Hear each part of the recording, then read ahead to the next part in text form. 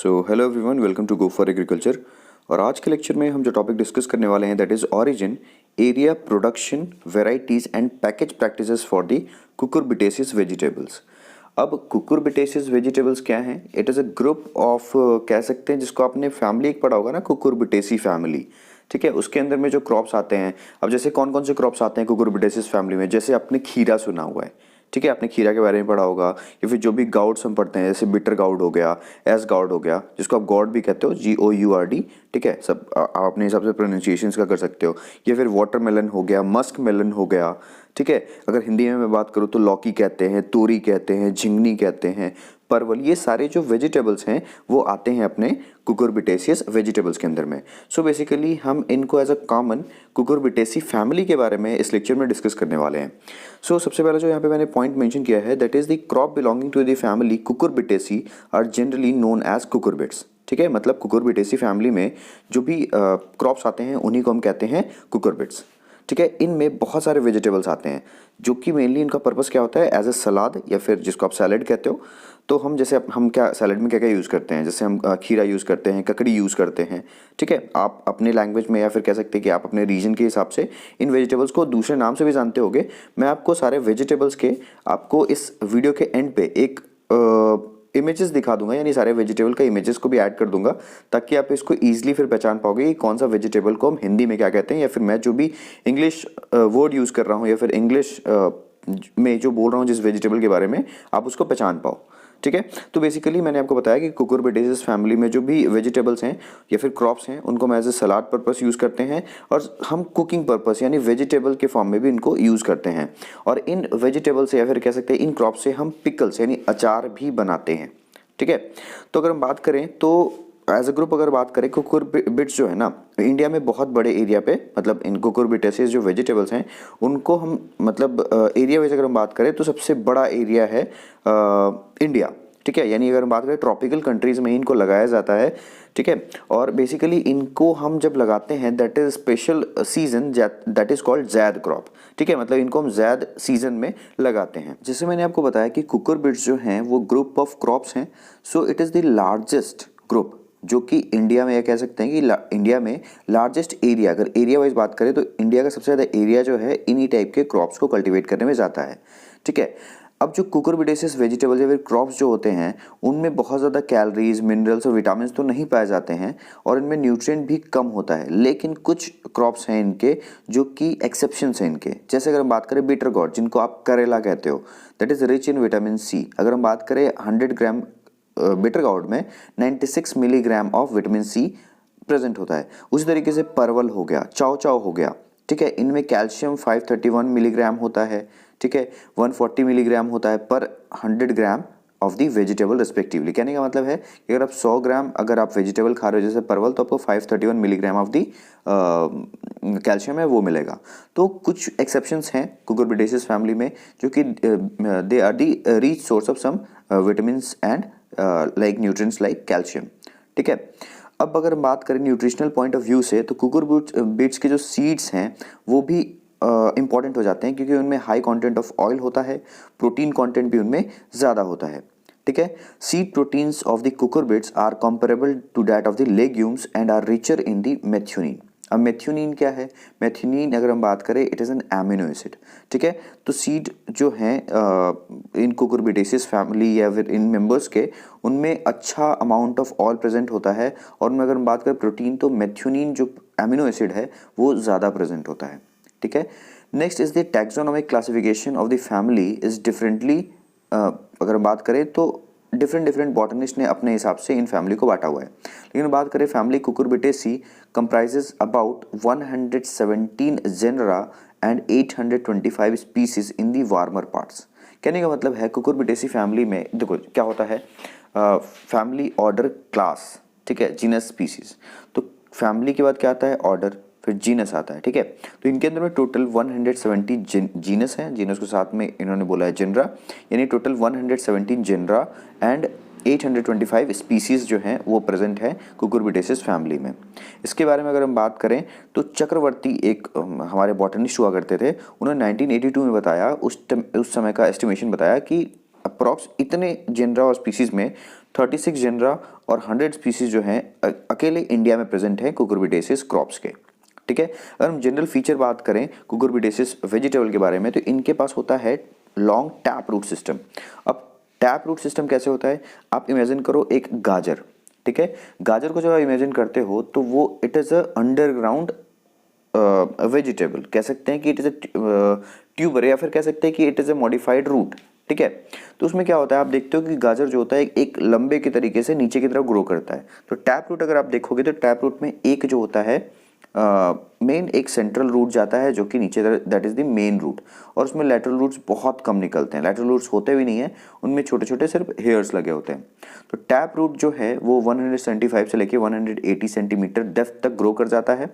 Lateral अगर हम बात करें, लेटरल जो छोटे छोटे जो रूट हेयर्स जो निकले हैं, या फिर कह सकते हैं कि लेटरल जो रूट्स हैं, क्योंकि इनमें तो टैप रूट सिस्टम है तो फाइब्रस जैसा तो नहीं होगा एक्सटेंशन, लेकिन टैप रूट सिस्टम जो है 60 सेंटीमीटर तक लेटरल जो रूट्स निकलते हैं वो जाते हैं। लेकिन टैप रूट जो है यानी जो मेन जो रूट है वो जाता है 175 टू लेके 180 सेंटीमीटर्स तक। ठीक है, hence crop like bottle gourd, ash gourd and parwal are largely utilised in the river bed cultivation. अब जैसे बॉटल गॉड किसको कहते हैं, बॉटल गॉड जैसे आप लौकी हो गया, ठीक है, हिंदी में बॉटल गॉड को लौकी कहते हैं। ऐश गॉड जैसे आपने देखा होगा ना, जिससे पेठा बनाते हैं व्हाइट पंपकिन, उसको हम लोग कहते हैं ऐश गॉड। परवल तो आप जानते हैं पॉइंटेड गॉड को कहा जाता है। ठीक है, तो इनको हम रिवर बेड कल्टीवेशन में यूज करते हैं। ठीक है, second is the branch stem, मतलब इनके स्टेम में बहुत सारी ब्रांचिंग होती है। Stem is 3 to 8 branched and prostate, या फिर क्लाइंबिंग भी हो सकता है, और स्प्रेड करता है 9 to 10 metres in cucurbita and lagenaria. Crops like cucurbita pepo have short internodes and are bushy. ठीक है, nodes are usually produce roots by touching on the soil। कहने का मतलब है जो भी नोड टच करता है जमीन को यानी सॉइल को, वहां पे से क्या होने लग जाता है, रूट का डेवलपमेंट होने लग जाता है। लीव्स के बारे में बात करें तो लीव्स जो होते हैं सिंपल होते हैं, मोस्टली 3 से 5 लोब्ड होते हैं। इनमें पामेटली कंपाउंड लीव होता है एंड रेयरली पिनेटली लोब्ड। ठीक है, पामेटली और पिनेटली आप जो बेसिक डिफरेंस आप जानते होंगे, जैसे single leaf is pinnately compound leaf and palmately compound leaf जो होता है, जैसे आपने कभी देखा होगा पपीता का पत्ता, उस तरीके के लीव्स को हम कह सकते हैं पामेटली कंपाउंड लीफ, जिनमें लीफलेट्स प्रेजेंट वगैरह होते हैं, वही palmately compound, pinnately compound, compound leaves. कहने का मतलब है कि पामेटली एंड पिनेटली कंपाउंड आपको मैं अगर बना के दिखाऊं तो देखो, जैसे आपने, हाँ मैं आपको समझा सकता हूँ, जैसे आप नीम का पत्ता आपने देखा होगा, तो एक मिडरिप होता है, उनमें बहुत सारे लीफलेट्स होते हैं। ठीक है, और एक होता है जिनमें मिडरिप तो एक ही होता है, लेकिन उनमें जो ब्लेड्स होते हैं, लीफ ब्लेड होते हैं, वो कटे हुए होते हैं। ठीक है, लेकिन वो मिडरिप को टच नहीं करते हैं। जैसे अगर हम बात करें, जैसे आपने देखा होगा, मैं अगर बात करूं तो आपने, हाँ एग्जाम्पल में पपाया के लीव्स को भी ले सकते हैं, तो वो आ जाते हैं इनमें कंपाउंड लीव्स, यानी इनमें कंपाउंड लीव्स प्रेजेंट होता है, चाहे वो पामेटली कंपाउंड हो या फिर पिनेटली कंपाउंड लीव्स हो। ठीक है, टेंड्रल्स प्रेजेंट होते हैं, टेंड्रल्स और axils of the leaves are simple in cucurbits. ठीक है, cucurbits are highly cross pollinated, मतलब इनमें क्रॉस पॉलिनेशन ज़्यादा होता है। Pollination is done by honey bees and बम्बल बीज। ठीक है, अगर मैं बात करें तो flowers are borne in axils of the leaves and are solitary और इन रेसिमोस क्लस्टर। या तो फ्लावर्स अलग अलग होंगे, सिंगल सिंगल सॉलिटरी, या फिर क्लस्टर में होंगे, यानी फ्लावर्स अरेंज होंगे रेसिमोस अरेंजमेंट में। Individual flowers are unisexual, large and showy. अगर इंडिविजुअल फ्लावर्स अगर अलग अलग हैं तो वो यूनिसेक्सुअल होंगे, बड़े होंगे और सोई होंगे।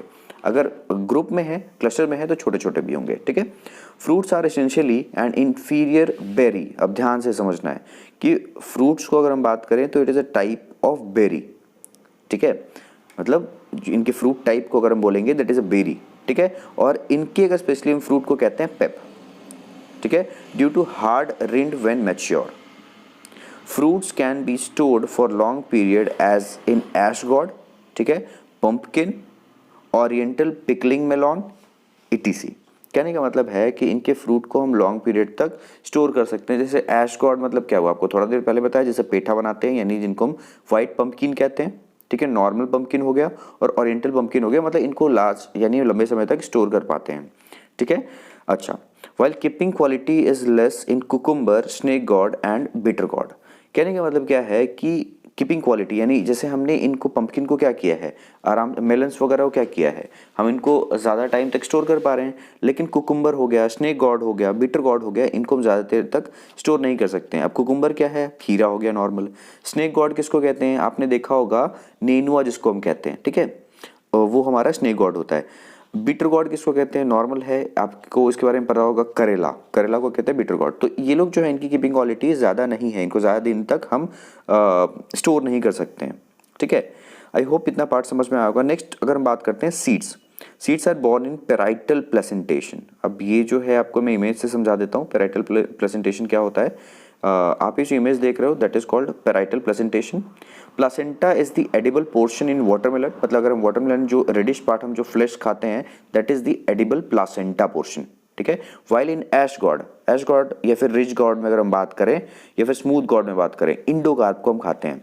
अब जैसे एश गॉड तो मैंने आपको बता दिया, अब रिच गॉड किसको बोलते हैं, रिज मतलब क्या हो कहते हैं, रिजेस बनाते हैं ना मिट्टी में भी, तो रिज गॉड कहते हैं, जैसे आप जिसको आप हिंदी में कहते हो झिंगनी या फिर तोरी कहते हो ना, that is called ridge God. Smooth God भी होता है, ठीक है। तो इनका हम इंडो कार्प जो पोर्शन है वो यूज करते हैं एज ए फूड।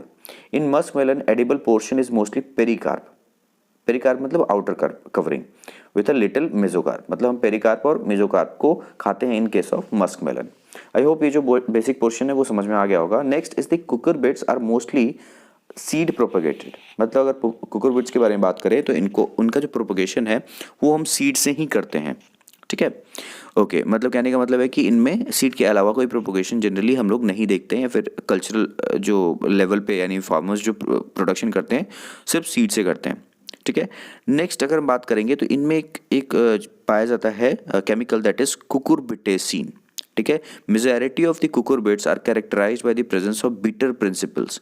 कहने आपने खीरा भी देखा होगा, जनरली माँ भी या फिर मम्मी आपकी या फिर कोई भी घर पे अगर खीरा अगर काटता है तो वो थोड़ा सा तीखा लगता है, तो घर के जो पेरेंट्स होते हैं वो क्या करते हैं, खीरा के का जो एंड जो होता है उनको क्या करते हैं, काट करके हटा देते हैं, क्योंकि कुकुरबिटेसिन जो है वो टेट्रासाइक्लिक टर्पीन्स होते हैं, ठीक है, मेटाबोलाइट्स होते हैं।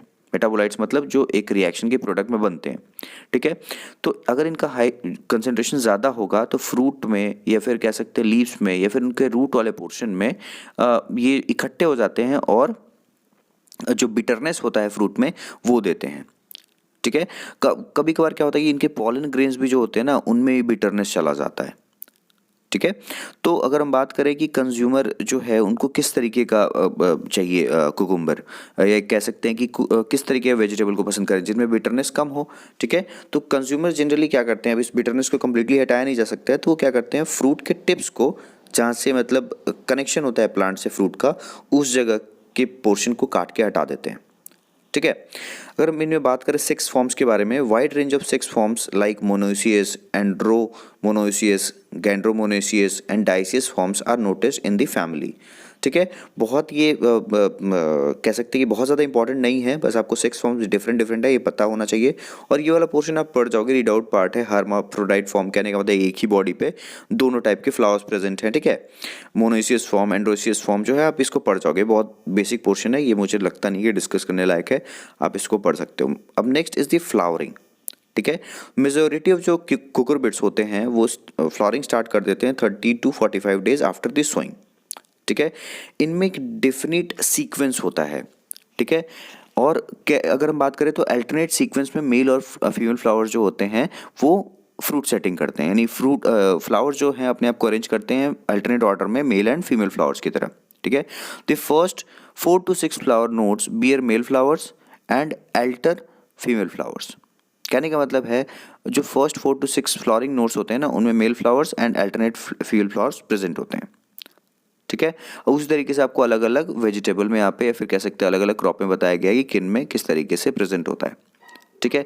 नेक्स्ट अगर हम बात करें इनके पॉलिनेशन के बारे में, तो pollination takes place early in the morning between 6 to 8 AM in cucumber, pumpkin, musk melon and watermelon.